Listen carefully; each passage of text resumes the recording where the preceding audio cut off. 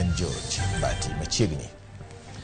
Report mawiye wi kaka omenda osebedo katiyo e kaunti ma Siaya koro pedha yanga ne gavana mar kaunti no James Orengo. Duoko yango rode mag mibadhi e yo ma kaunti ma Siaya no osebedo katiyo godo gomenda.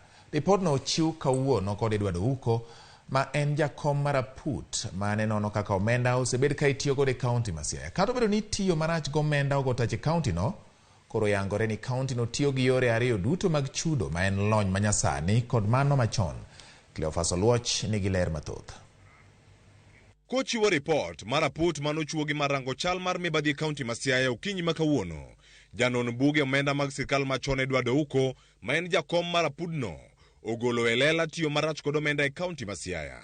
Kowacho ni kaunti no nigi omenda mang'eny e agulu margi mamiyo gigolo pesa mathoth kendo nyalo yawo rode mag yak omenda.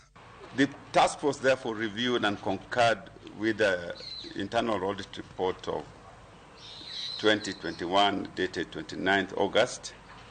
The analysis of the data contained in the subject matter report findings were: 1. There were irregular transfer of funds. Kaluwore gi report mawiye, kaunti ma Siaya osebedo kalalo omenda e yor chudo ne jotije mamoko aching'.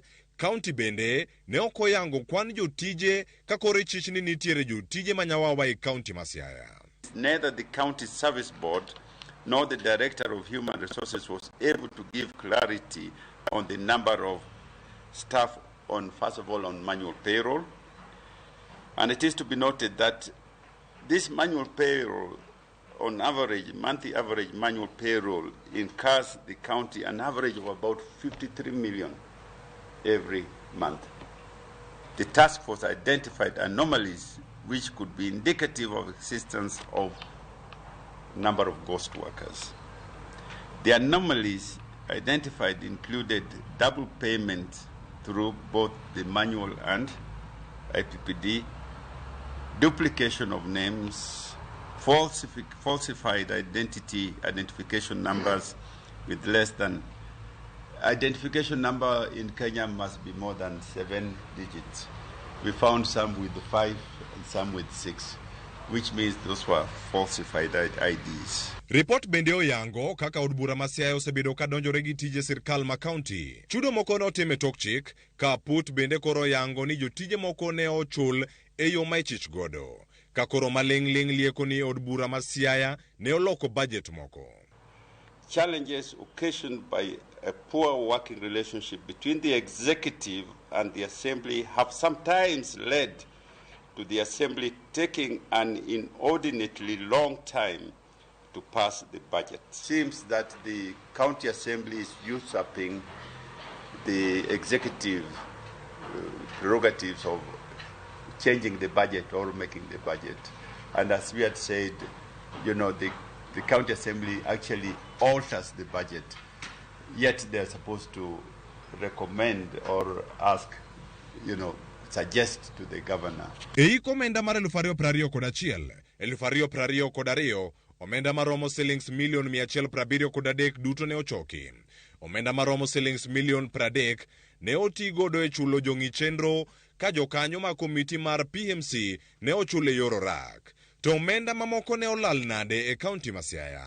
Kenya shillings 780 million was paid to various individual staff for recurrent expenditure. The payments involve significant amounts paid to individuals purportedly for training activities that are yet to be verified and are under investigation by the DCI and EACC. E nonro mar mibadhi e kaunti ma Siaya, oyangore ni nengo orak ni malo ne budget mar ikomenda masani. Kathoth chenro inywando e yor orak. E kindego, nitiere jo orak ma idewo e chenro mag gedo e kaunti ma Siaya. Wich bar ma osebedo komako counties mathoth pacho kae, bende koro nitiere kaunti ma Siaya. Gope mag kaunti ma Siaya noidho kod shillings million 300, ka gwenyruok e report mar kaunti nenore gi maraput motele gi Edward Uko. Gavana ma Siaya James Orengo kinyi ma kawuono ne onyiso yie ma en godo e aput motele kod Edward Ouko ka owacho ni gin gi bidhruok makare. Ripot moyiedhi ibiro pedhi e nyim gavana tarik 20 dwe mar achiel higa manyien mar 2023. Cleophas Oluoch, Ramogi TV.